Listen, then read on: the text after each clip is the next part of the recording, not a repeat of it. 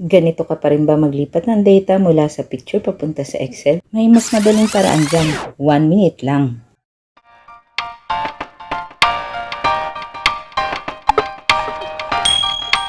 Do you want to know? This is Dorothy and you're in Amity TV. So sa video na to, ituturo ko sa inyo kung paano i-convert ang data mula sa picture papunta sa Excel.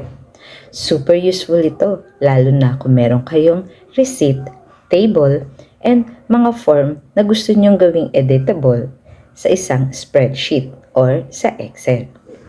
Tara, simulan na natin. Okay, so meron na ako ditong picture kung saan pagkukunan natin ang ating data. So click lang natin ang unang cell and then punta tayo sa taas sa may tab ng data. Sa bandang kaliwa naman makikita natin ang get data. So click lang natin to at lalabas ang from file, from database, from Azure, from Fabric and Power Platform, from online services. Ang click natin ay ang from other sources. Sa bandang baba makikita natin ang from picture. And lalabas dito ang picture from file. So, click lang natin ito since ang pagkukunan natin ng data ay picture.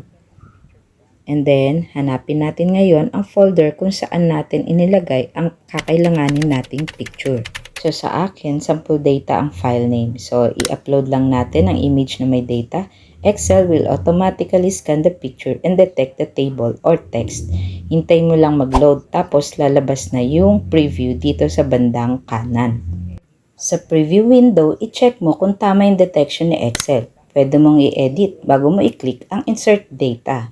Or pwede namang saka ka na lang mag-edit kapag nasa Excel na siya para mas madali. Kung wala ka naman nakita, click mo na ang insert data.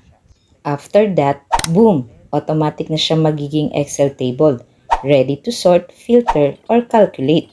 Kung wala kang desktop Excel, pwede mong gamitin ang Excel mobile app.